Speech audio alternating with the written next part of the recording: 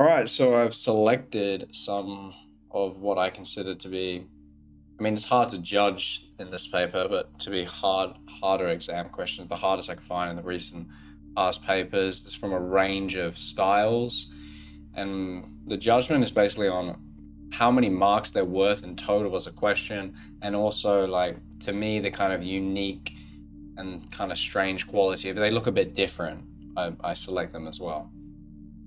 Anyway, so in this video, we're just going to go through 5 of these questions. You have a worksheet for this in the link in the description with my written answers from whatever I do here. And yeah, and then at the end of the video, I'm gonna talk about physics, and I'm gonna talk about really the question of what is going on. Depending on the state of mind I'm in, I may even be able to conjure up some sort of answer for that. But anyway, just to begin, let's just run through these questions. Probably take about an hour or something. All right. So all right, state what is meant by the work done by a force. Well, this is just the product of force and displacement. It's this equation. So really in physics, like with all of these kind of questions, you'll have some core equations for each sort of domain of study.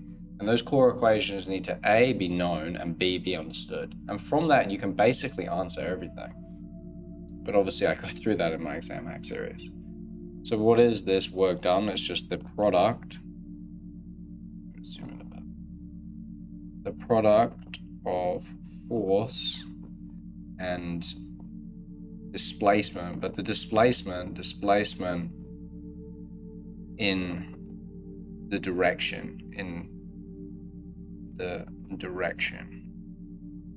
of the force. So these two, they act in the same direction. They're actually vectors. They act in the same direction. You know, if you're doing work done against a force, this will be negative due to the fact that, you know, the displacement and the force vector are acting in the opposite direction. A block of mass m is raised vertically at a constant speed, but it's not. The vertical height gained is change in h. Derive an expression in terms of m and change in h for the change of gravitational potential. Derive?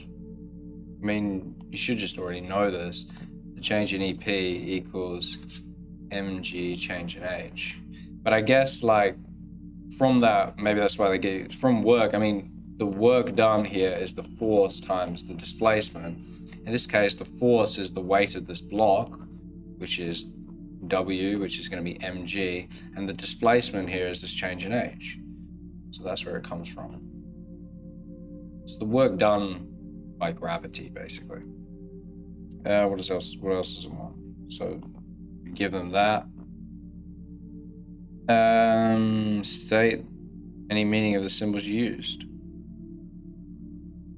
Okay, G is gravitational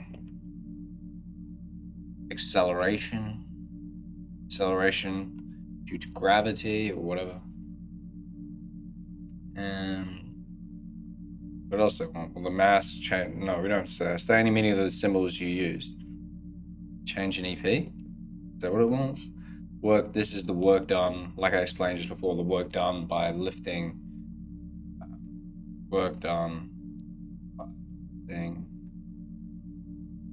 weight.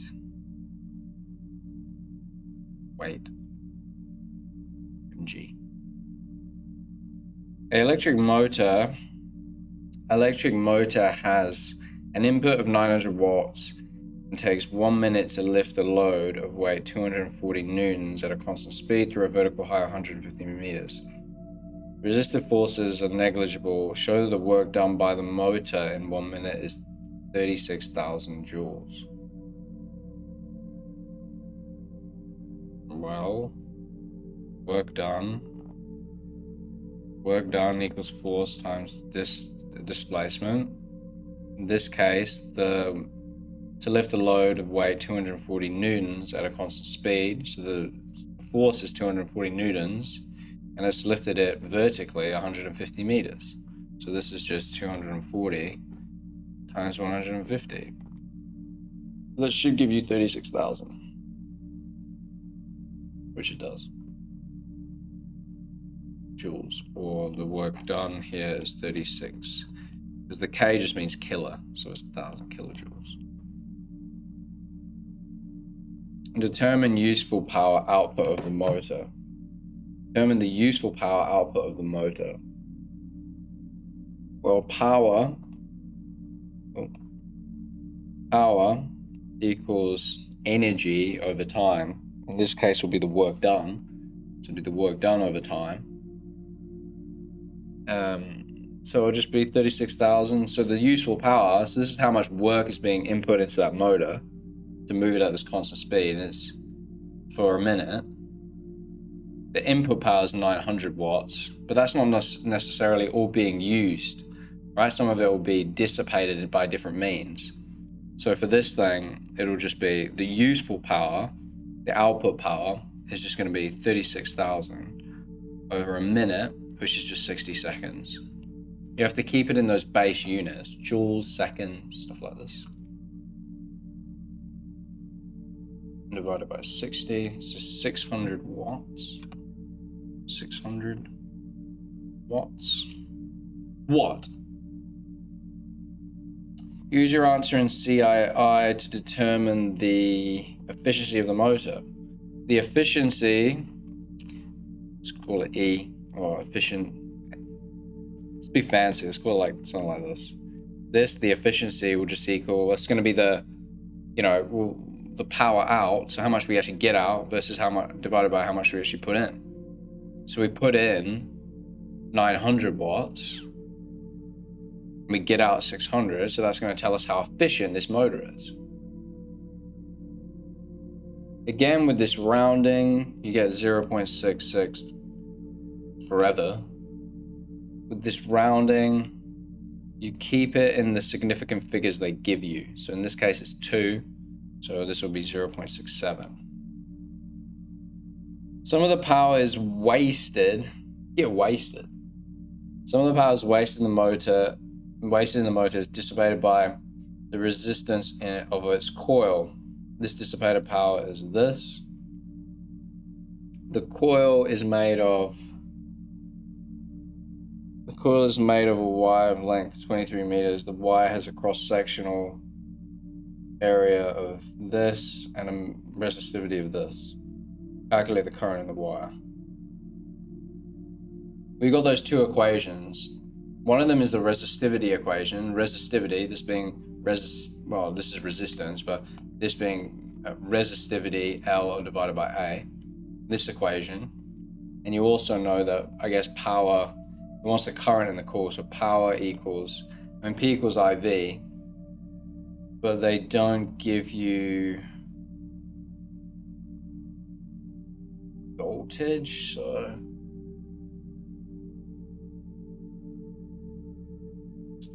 R. I want to calculate the current. So this thing is going to equal to I squared R. So therefore R will equal to P over I squared. Right, we have the power. We have the current. Do we? No, we don't. Hold on, sorry. I is equal, so Pi squared.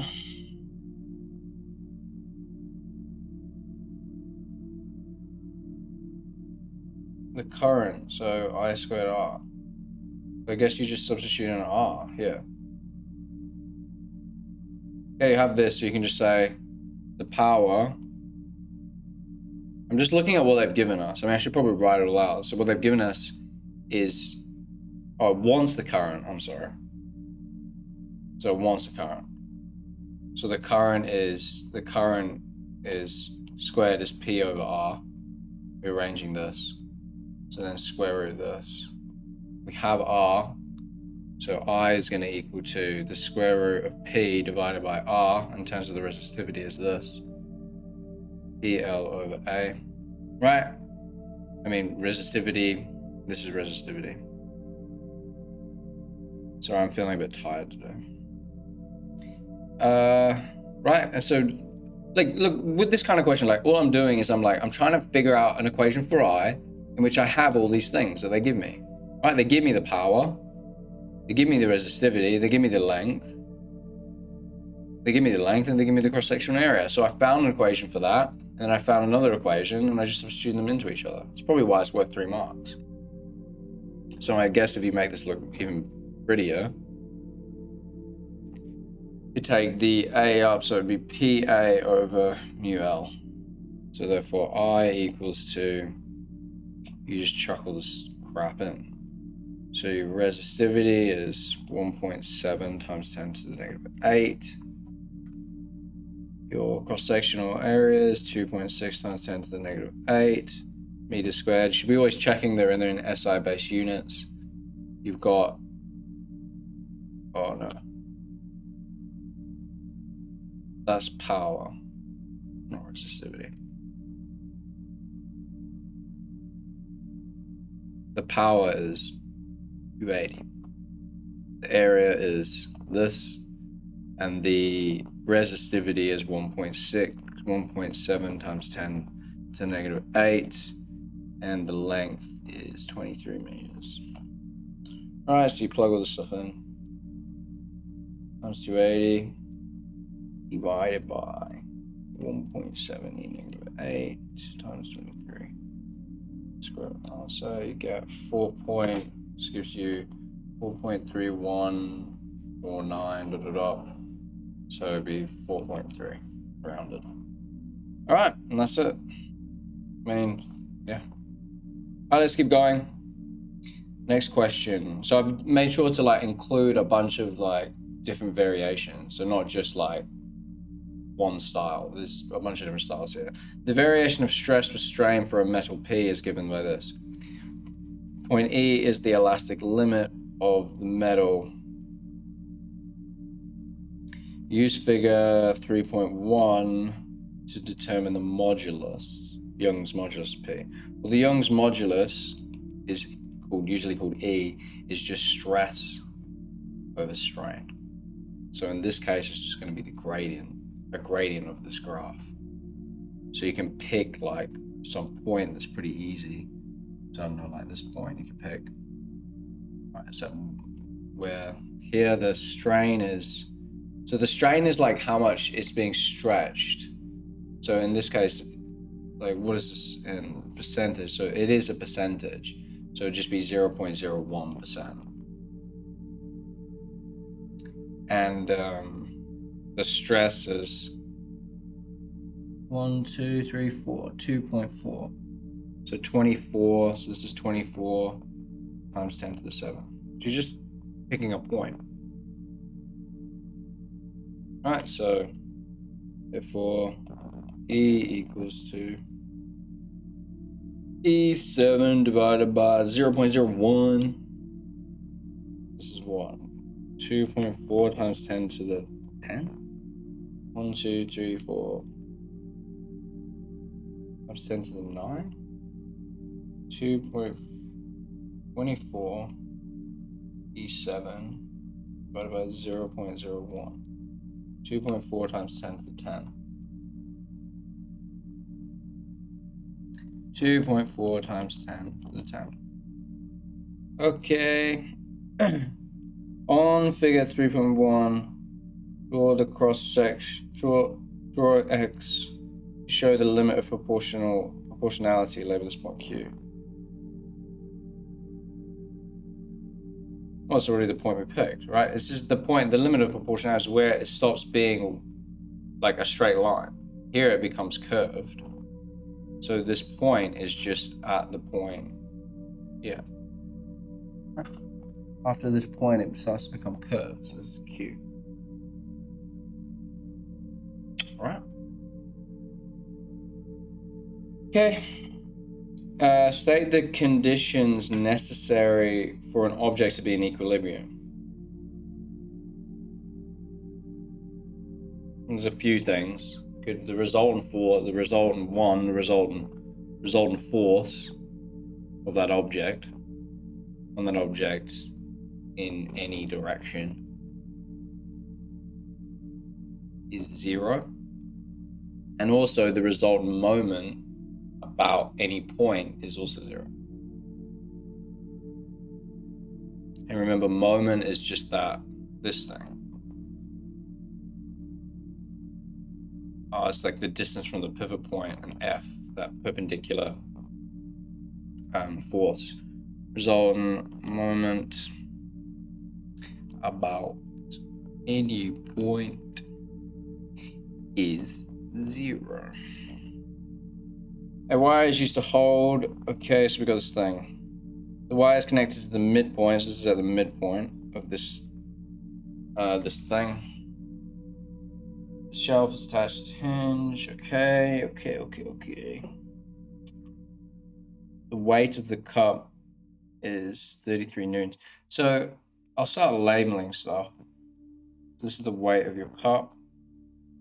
You also will have the weight of the shelf. The weight of the shelf will be acting from that center, so it'll be the weight of the shelf. Right, the weight of the shelf, call it WS, is 33 newtons. And the weight of the cup is 1.5 newtons.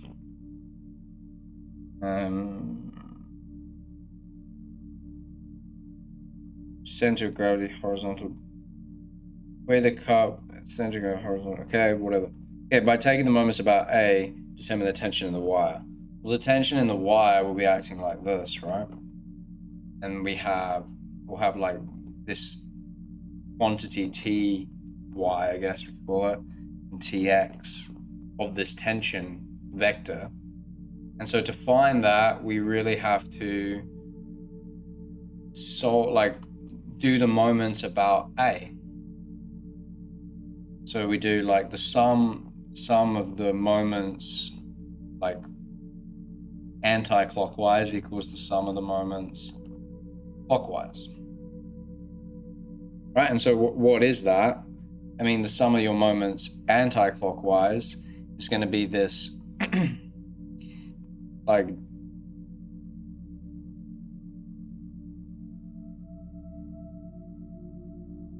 it'll be all the stuff that's acting up. And so this stuff that's acting up, so we can find this, we'll be able to find this tension through this, like this tension here. This angle here is like, this is, I guess if you resolve it like this, is your T of Y. This tension, so like T equals to opposite over hypotenuse is equal to T of Y is equal to so opposite cos of 50 degrees, opposite over hypotenuse, so sine 50 degrees equals to opposite, which is T of Y, over hypotenuse, which is T. So your T is going to be, or T of Y will equal to T sine 50. Right, so I can see I'm going to have that. So like the anti-clockwise moments will just be this T of Y, right? So the only thing acting up is the vertical component of this tension. Then the things acting down will be, T of Y times, so the force. Oh my God, I'm kind of not in the mood to do that. Okay, so this is the force times the distance from the pivot point to that force. So in the case of T of Y, the distance to that point is just going to be, 0, it's in the midpoint. So it's times 0.65 over 2, right? That's that midpoint. This thing equals to, well, the clockwise, you're going to have the weight of the shelf. So this weight of the shelf times that distance is, again, 0.65 over 2, plus the weight of the cup, or WC. Right, this is the clockwise moments, times, this thing will be 0.65 minus this distance, 0.12. Right, because that's that distance from that point A. Right? And so you know what T of Y is in terms of, is T sine 50. So this thing is 0.65 divided by 2. So this is T sine 50 degrees multiplied by 0.325. That thing equals to WS is 33. So 33 times 0.625 divided by 2 times 33. This thing here is 10.725 plus the cup is 1.5, so 0.65 minus 0.12 times the cup was 1.5 newtons. So that thing is 0.795.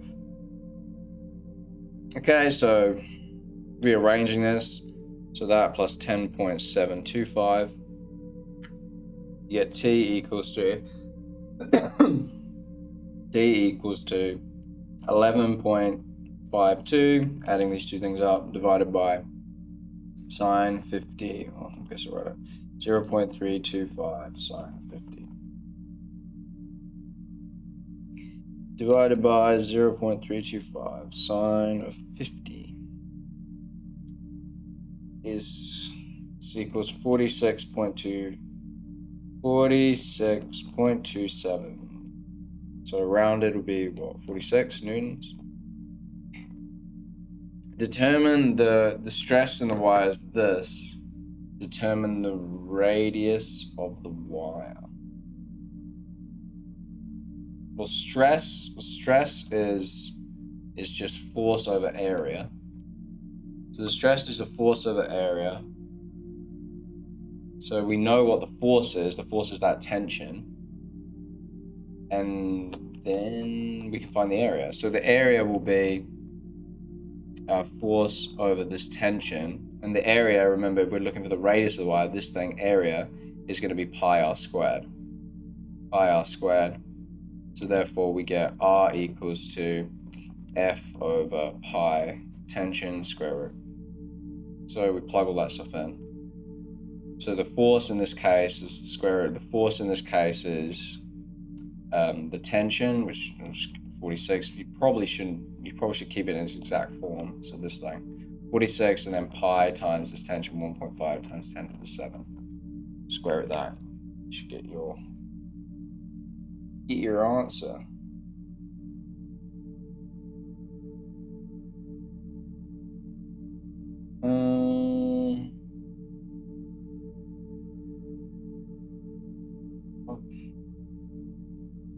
God, I'm so tired today. T equals the force. So 1.5 E7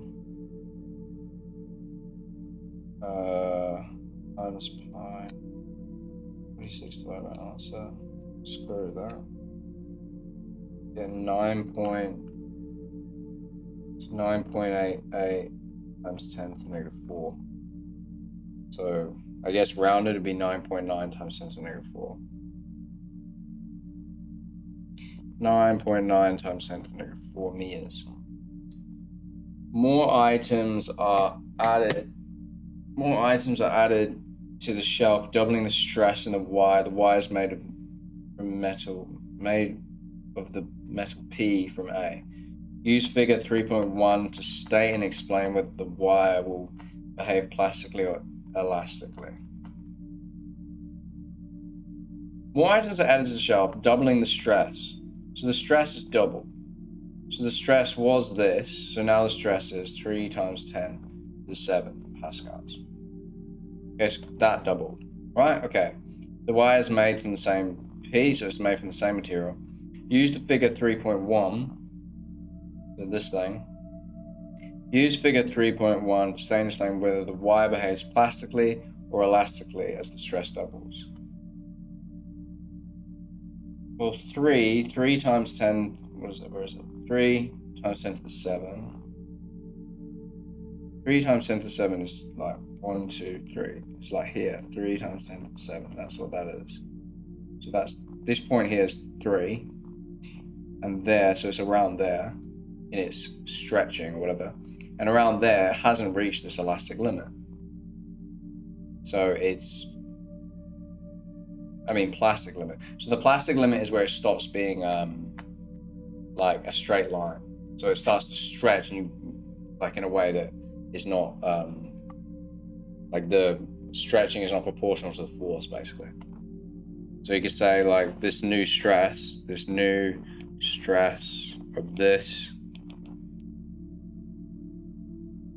stress of this is below the elastic limit, right? This is the elastic limit here, or wherever it says it is. Point P is below the elastic limit. So because it's below the elastic limit, which is at like 224 times 10 to the 7. I don't know why this says E. It's here. It should be here. I mean, whatever.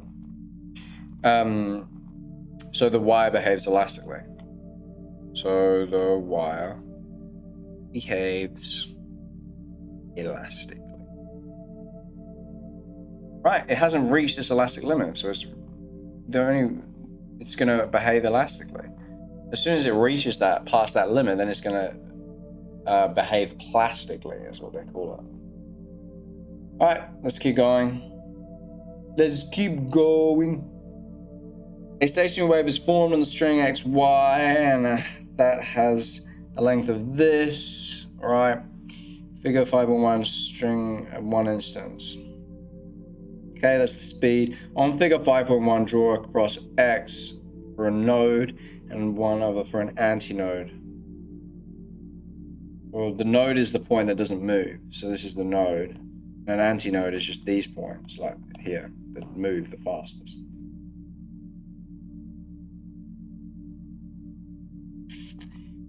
Show the wavelength of the wavelength produces 0.32. Well, this whole thing from X to Y, this length XY, is 0.48 meters. And you've got that's 1.5 wavelengths. And it has 1.5 wavelengths in this distance. So therefore, this thing divided by 1.5 will give you the wavelength. You have 1.5. You should say, okay, fine. And has 1.5 wavelengths in this XY distance. So therefore, this thing, so it'd be the wavelength is 0.48 divided by 1.5, which gives you 0.32 meters. Calculate the frequency of the wave. This is just from this F lambda, right? So the frequency is just going to be V over lambda. And so you have the velocity of your wave is, 14. It's pretty damn fast, to be honest. Meters per second divided by this, 0.32.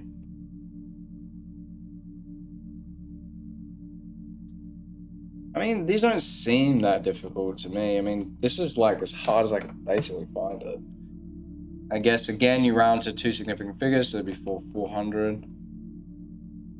Okay, a source of sound, this is going to be the Doppler effect. The source of sound, wave frequency, this. So this is the frequency of your source. And the speed, this. This is your speed. The sound detected by an observer, rotating, okay, is here. Okay, so the speed of sound, that's the speed of the source. That's how fast the source is moving. Okay, the speed of sound is the speed of sound. Calculate the maximum frequency detected by the observer. They give you this on your formula sheet, but they say plus or minus. And you have to determine whether this frequency is going to be increased or decreased by him observing this thing. And you just really have to think about it. It's quite logical.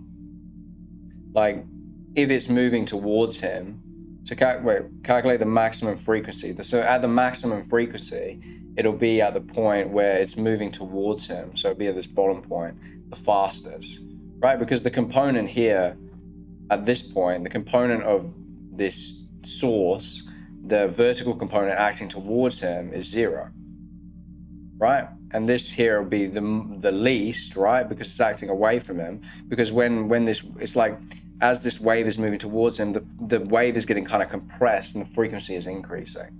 That's how you can think about it. So that's why when you're calculating this thing, you use this minus, because the frequency observed has to be greater than the frequency of the source. And the only way to do that would be to make this denominator smaller.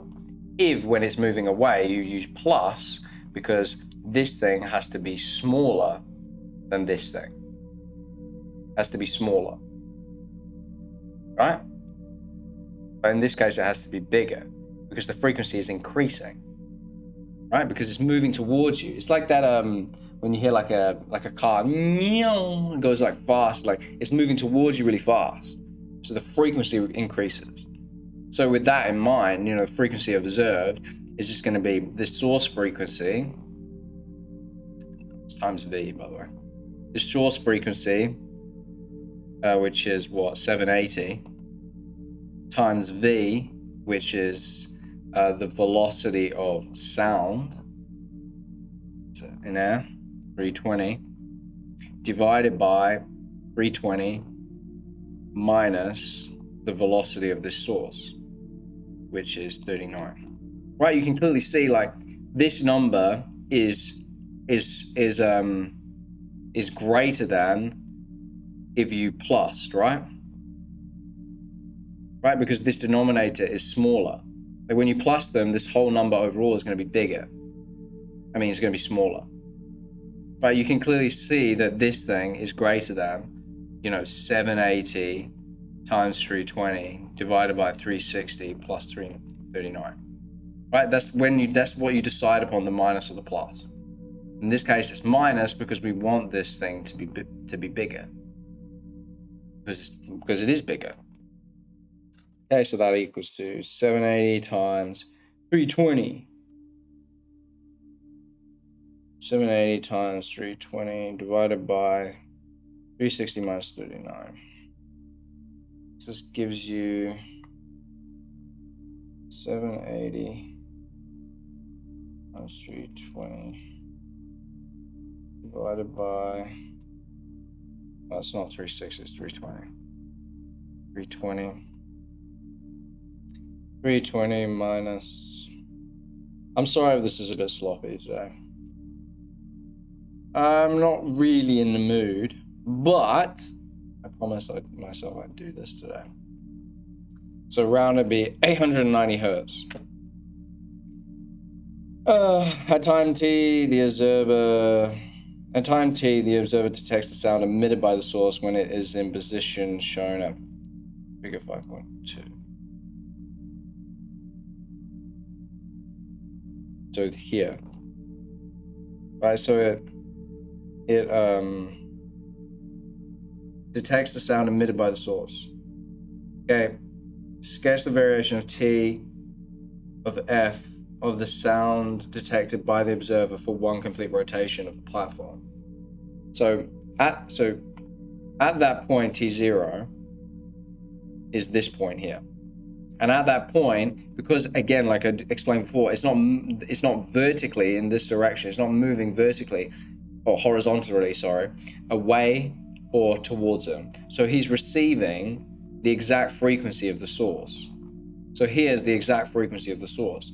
However, as it starts to rotate up, this frequency will be decreasing, right? Like for the logic I explained before, like it's decreasing because it's starting to move away. And at this highest point, it's going to be moving away at the fastest. So it's going to be like kind of like a signal. So down here, this will be that'll be this point here. And then it goes to here, where again, it will be the frequency of the source. Again, this thing. And then as it starts to come up now, it's going to be increasing. Let's go up to here, which will be its highest point, and then to finish the rotation, it will start back at the frequency of the source. So it'll look like this. All right, makes sense. Make sense? All right, got two more, I think. So this one and then one more. Alrighty. Define electric potential across a component. This is just the energy transferred to that component per unit charge. Potential, electric potential, V is just this is just the energy per unit charge. So it's just the energy transferred to the component per unit charge. All right, so we got this circuit. So it's a parallel circuit. We got some resistors in here. They give us the voltage supplied. They give us the current, and they give us some of these resistors. Determine the charge passing through the battery in a time of 4 minutes. Your charge equals IT. So in this case, your I is 0.03. It's coming out of the battery or going through the battery, and your time is 4 minutes. So this thing is it's pretty easy. It's just 0.03 times 4 times 60, right, to get it in seconds. 0.03 times 4 times 60 is 7.2 coulombs. Calculate I1. I1, you reckon? This is V equals IR, right? We have a total resistance here. These resistance in parallel, the total in series is just R1 plus R2.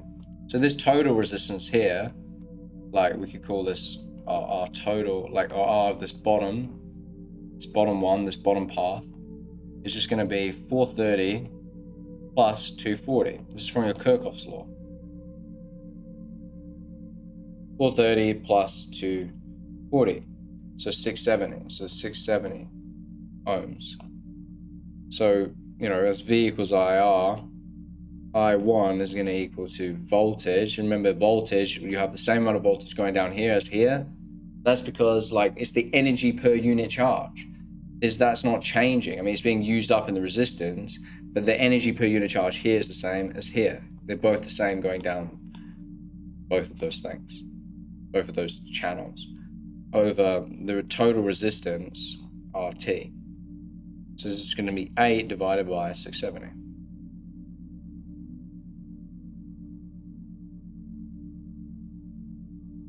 This is 0.0119, so 0.012. Calculate I2. Well, that's Kirchhoff's law. This is just your resistance law. I misspoke before. Kirchhoff's law is just I equals I1 plus I2. Charge is conserved. So therefore your I2 is just going to be I minus I1, which will be 0.03 minus 0.012.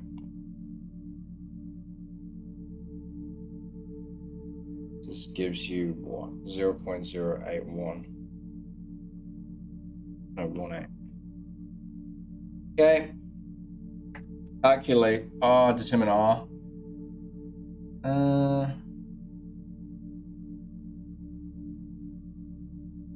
This would be V, this resistance, V equals IR, V of R.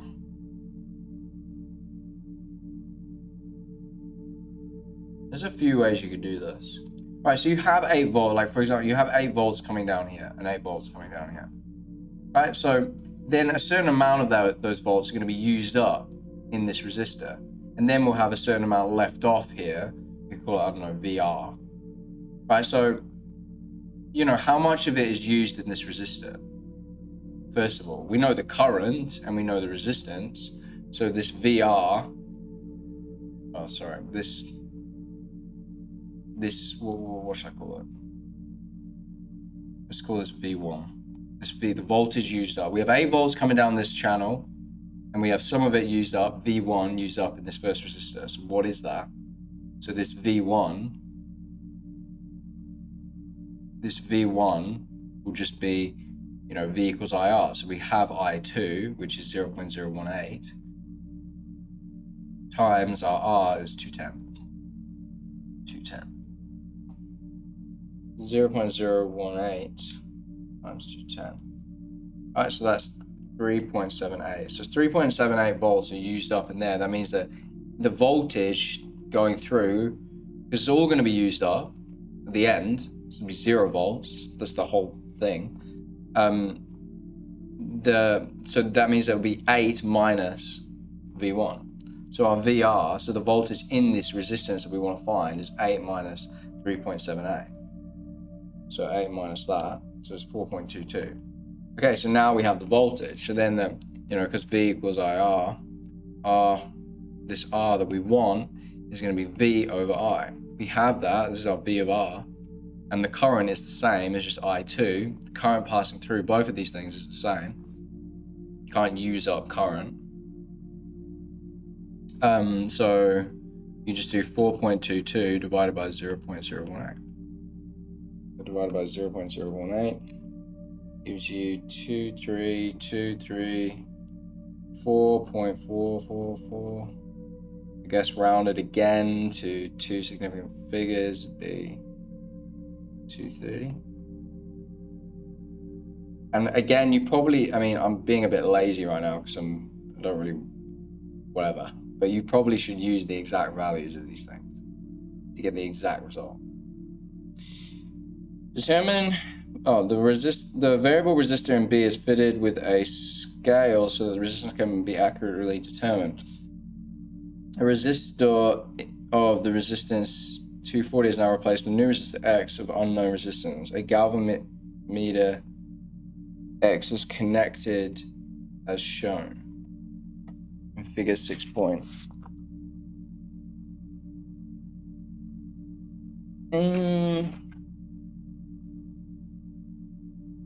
Okay, whatever. Okay, with reference to the ratios of the resistance, explain how the circuit can be used to determine the resistance of X.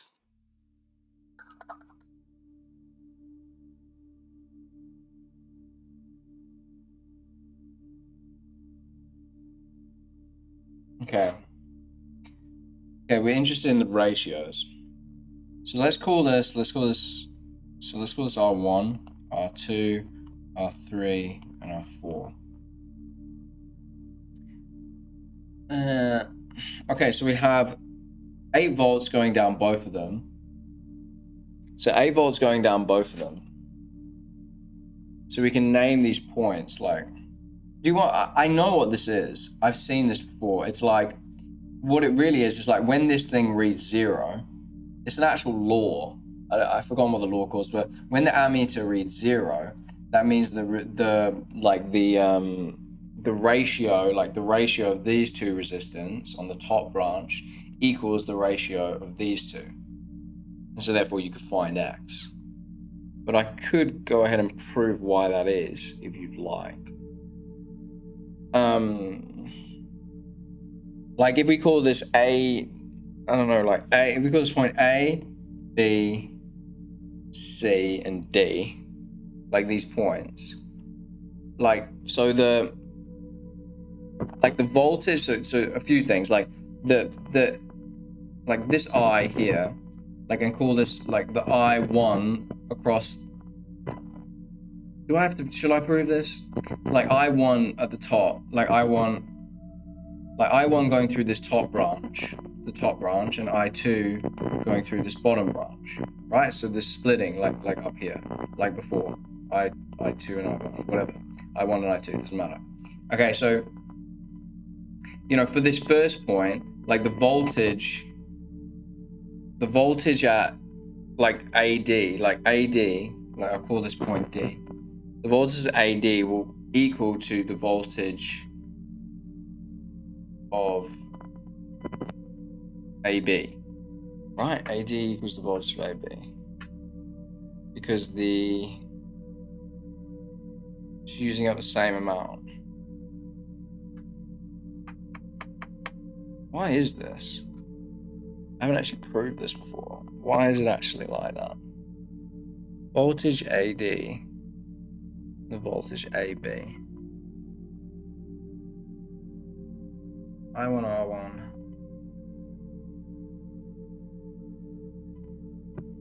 The voltage DC with voltage BC.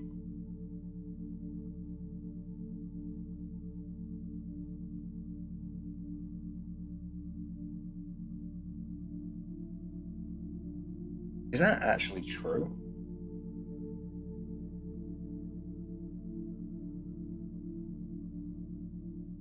I guess it is, right? Because the voltage... Sorry, I'm just thinking about how to prove this.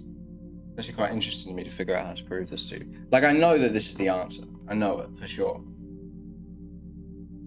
I'm just thinking how I can prove that.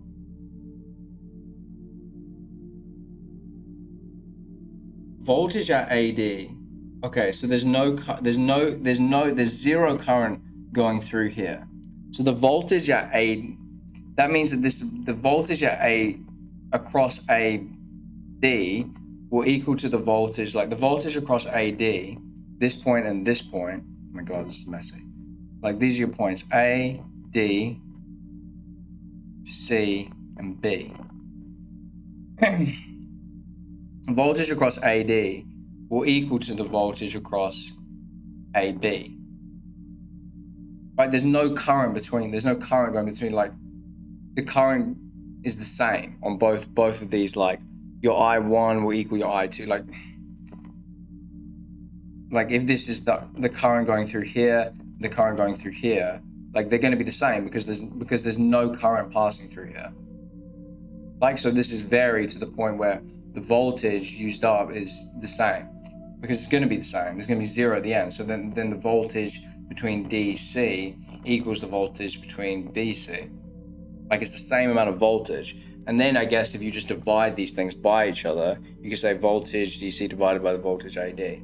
So like the voltage DC divided by the voltage AD equals to the voltage BC divided by the voltage AB. I'm just dividing, like this is true if this thing is zero. If the galvanometer is reading zero, then there's the same amount of voltage at both of these points. They'll be the same. Right? Because it's using up the same amount. But anyway, if you then like solve this stuff, like if you call this I1, I3, I4, I mean this might be way too overkill.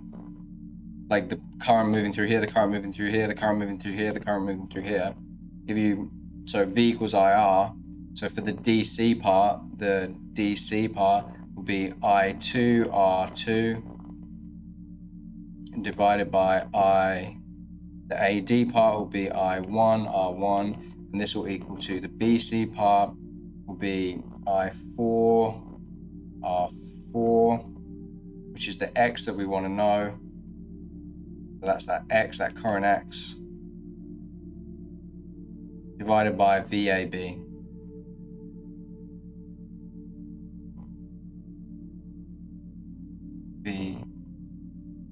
VAB will be R3, so I3 R3.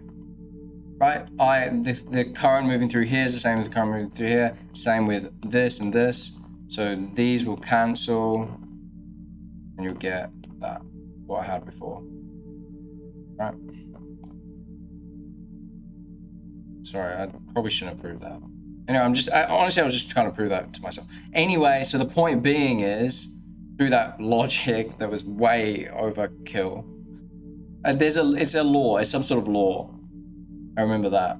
But with the reference of the ratios, there is to explain how the current can be determined.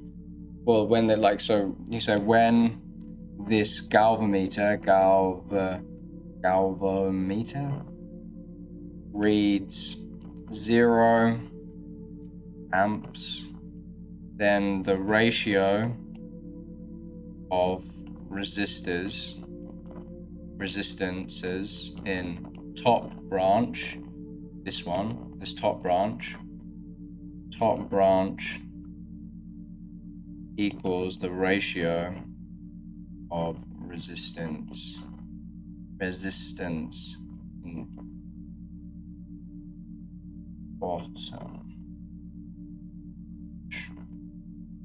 And from that you can find, so resistance X can be determined. That was way too overkill. But maybe you should understand that. I mean, I wasn't that clear in that proof, but I was just proving it to see if I could, which I did. Okay, and this is the last one. Sorry, this is a bit shit. Or maybe it's not. I mean, tell me what you think. Is this like really, is this way too relaxed, or like what's the go? Like I haven't really prepared at all here. State the principle of conservation of momentum. This is just the total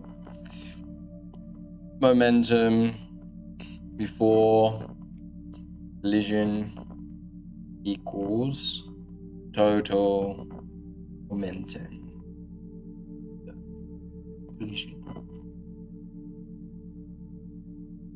Collision. This is like the sum of pi equals the sum of pf. Momentum final equals momentum initial. Alright, so you've got an object, mass of 2m, traveling at that speed in a straight line, collides with the mass of 3m, which is initially stationary. Okay, after the collision, 2m moves like that and like this. Okay, like considering the conservation of momentum in two dimensions, calculate the magnitudes of v and w. Well, okay, so this is like your v here. This will be 30. Right, and this is like your vx, vy. The same goes for this w. This would be like your wx and wy. This is also 30. So with that being said, like the sum of the momentums initially equals the sum of the momentums finally. Right, and so for the x direction, or the horizontal direction, for x, this thing, you have all of your momentum is this. So your initial momentum is 5. Remember, momentum is mass times velocity. Is 5 times 2m. Your mass of 2m moving at 5. So your initial momentum is 2m times 5, which is 10m. 2 times 5m, which is 10m. And finally, you have these x directions, right?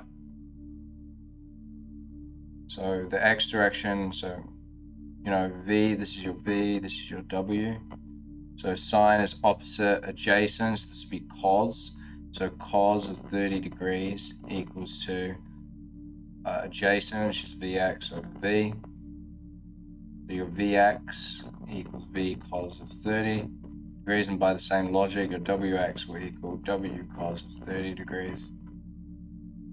So this horizontal x, so the final will be this w, mass, so this mass 2m times vx, this is 2m times vx plus 3m times wx. Right, so overall, the initial and the final, you get 10m for this x direction. 10m equals to 2m vx, which is 2, so 2m times vx, which is v cos 30 degrees, plus 3m times wx, which is w cos of 30. Alright, you can cancel out these m's. Get 10 equals 2v, you could take a cos out, cos 30 out, cos 30 degrees, 2v plus 3w. Right, so that's one equation. This cos 30 is just like a long number. It is. Alright, so that's one equation. Alright, and then in the horizontal, this y in the horizontal, well, these two vy, this thing and this thing, like the momentum in the horizontal direction, like pi initially is 0, right? It's only, in the vertical, it's only moving horizontally. So then this thing, so the p final is just going to be, you're going to get, it's going to be sine, I guess you could write it, but it's like 2m mass of vy. Vy is just v sine of 30 degrees. Plus 3m of w sine of 30 degrees. Right? So they're going to equal each other. So for the y direction, why don't they give me any space? So the y direction, you're going to get 0 equals to, or might be minus. right? Because they're acting in opposite directions, right? One's acting this way, the other one's acting that way. So it'll be 2m v sine 30 degrees minus 3m w sine 30 degrees. Right, you can cancel the m's. You can even cancel the sines. Right, because you divide through by sine, it's nothing. So you're going to get 2v equals 3w space. So you get 2v equals 3w. Right, so that's from your the vertical component, and then you can just substitute that into there and find out what v is or whatever you want. So v equals to 3w over 2. So therefore you get 10.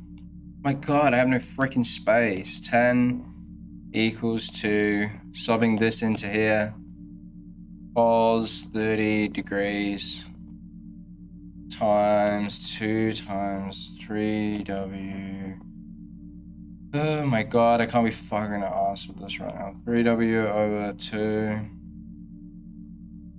plus 3w. Alright, and what is that? Well, the 2's will cancel, you get 6w, so you get cos 30 degrees of 6w. So therefore, w equals to, what, 10 over 6 cos of 30 degrees. Alright, which equals what?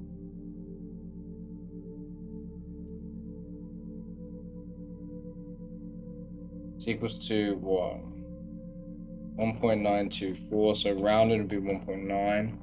So your w is 1.9, and therefore your v can be easily calculated. So v equals 3 times 1.9 over 2 times 3 divided by 2. This is 2.88, so 2.9. Okay, and what's the last one? I'm assuming you're gonna need more space again. I'm sorry if this video isn't, I don't know, I'm feeling a bit weird lately. Maybe I will definitely enjoy talking more at the end of this video. An object of mass 4.2 is traveling a straight line at a speed 6 meters per second. The object is brought to rest in a distance. What? An object 4.2 is traveling a straight line at speed 6 meters per second. The object is brought to rest in a distance of 0.05 meters by a constant force. Calculate the magnitude of the force.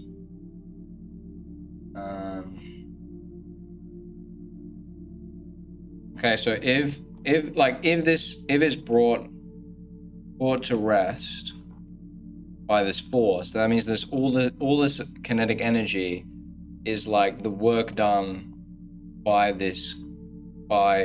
constant force. Like it's transforming, right? You have an object it's got all this kinetic energy. So it's got all this kinetic at half mv squared, which in this case is a half times 4.2 squared. 4.2 times 6 squared divided by 2, so 75. So 75.7. So this is how much kinetic energy it has. And then if it's brought to rest by a constant force, that means there's a work done against this motion. So it's doing work against this thing. And that work done, so the work done is equal to force times displacement, right? This is going to be the kinetic energy because it brings it to rest. So all that kinetic energy has been dissipated or transformed by this force. So this thing is just going to be your EK.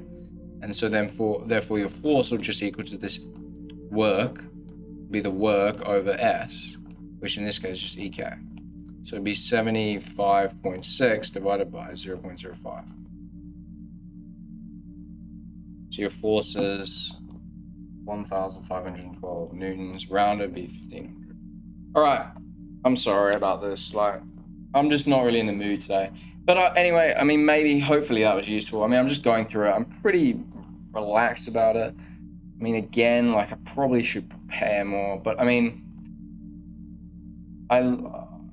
they're all going to be correct. They're all right. I mean, I've looked at the answers prior to doing this. So I'm familiar that they're all correct, pretty sure. I'm 100% sure they're all correct.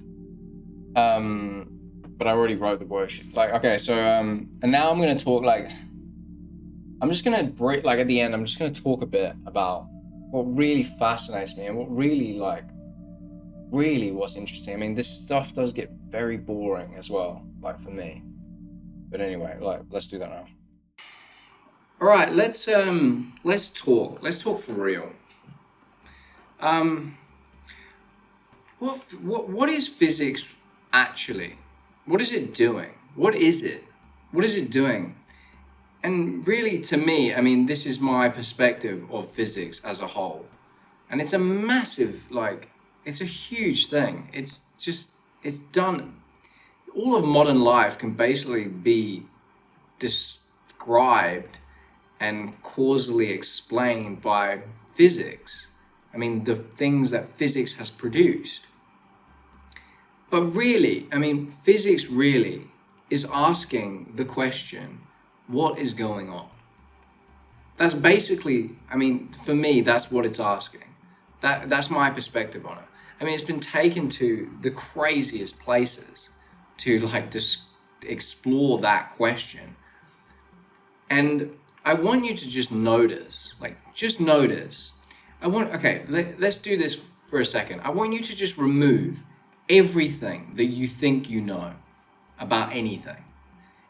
Remove everything that anyone has ever told you that you think you know about life, and I want you to just for a moment just not believe anything and just be present right now as you're listening to me speak. And I want you to just ask yourself, what is going on? I want you to ask yourself that question. Maybe I can be a little more specific. How did you get here? How did you get here? And maybe your mind will come up with many answers to this question. But really, you should feel, I mean, I don't know what you should feel, but for me, when I say that question is, I don't know. And isn't that remarkable? And I know what people are going to kind of say because they emulate each other and they say the same things to answer these deeply existential ponderings, questions. But I want you to just not listen to that anymore.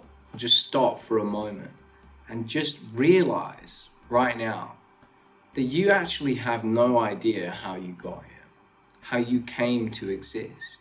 You may have answers from religions, from your religion, or scientific answers, or from biology, or whatever. There's probably a million complex answers to this question.